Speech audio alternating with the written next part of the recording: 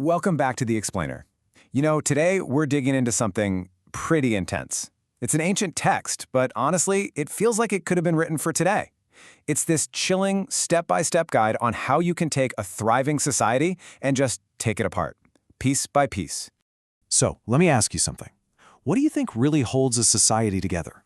I mean, is it the economy? A strong military? Maybe the government? We rely on these things every single day, right? We kind of just assume they'll always be there. But what if they weren't?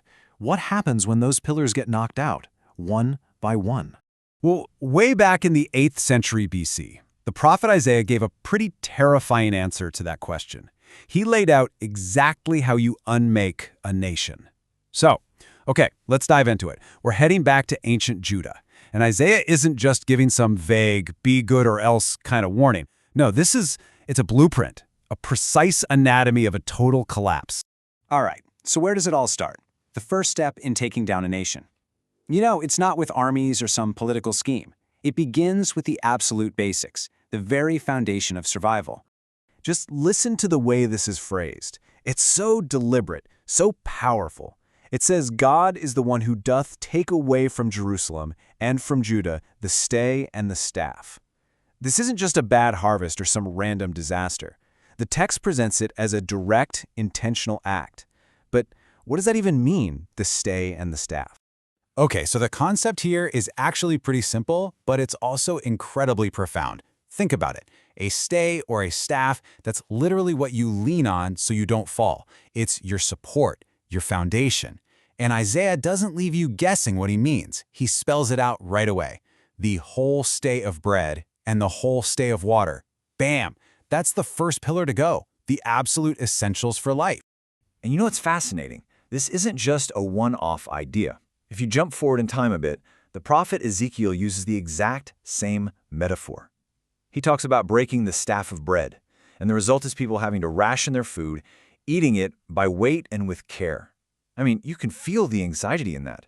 This is pointing to something very real, a literal famine, the kind you get during a brutal military siege.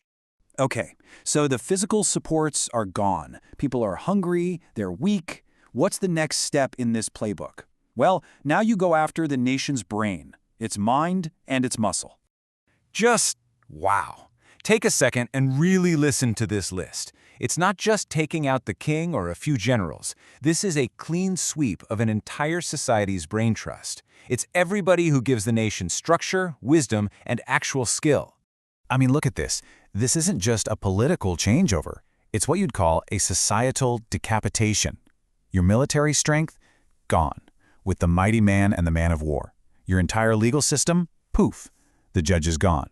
Spiritual guidance? The prophet is removed. It even gets down to the nitty-gritty technical skills, the cunning artificer, and public discourse, the eloquent orator. Every single pillar that makes a society work is just dismantled, methodically. And this isn't just symbolic language. The text is pointing to a very real, very brutal mechanism for how this would happen.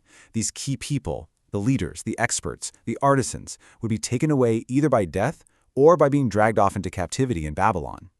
That's how it happened. You just lead the nation completely leaderless. Okay, so this is where things get really wild. Remember, Isaiah is saying all of this back in the 8th century BC. And it turns out this wasn't just some generic warning about bad things might happen. He was pointing to a very specific, very real catastrophe on the horizon. Fast forward more than 100 years, a whole century after Isaiah spoke these words. The year is 587 BC. The massive armies of Babylon, led by Nebuchadnezzar, are surrounding Jerusalem. They lay siege to the city, and it falls.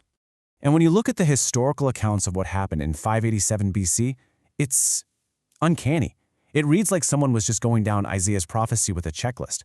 Step 1, a horrific famine caused by the siege. Check. The stewed bread and water was gone. Step 2, the Babylonians systematically rounded up the entire elite class, the warriors, the leaders, the skilled craftsmen, literally anyone of importance, and they either killed them on the spot or marched them off to Babylon. Just like that, prophecy became history. So after all that, what's the big takeaway here?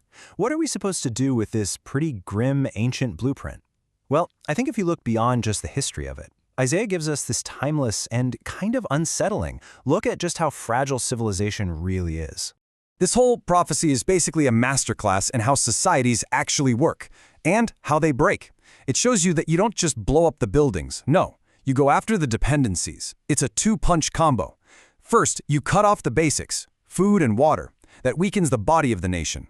Then, you remove its brain, the leaders, the experts, the people who know how to do things. And what are you left with? It's not a nation anymore. It's just a chaotic crowd of people who can't organize, can't support each other, and can't defend themselves. It's a really sobering thought, isn't it? Isaiah's warning wasn't just for ancient Judah. It's a case study that holds up today, a reminder of how fragile things can be. And it kind of forces you to look at our own world and ask, what are our stand staff? What are the things we lean on every day without a second thought? Because the final question he leaves us with is a heavy one. When all the supports you take for granted are finally kicked out, what's actually left?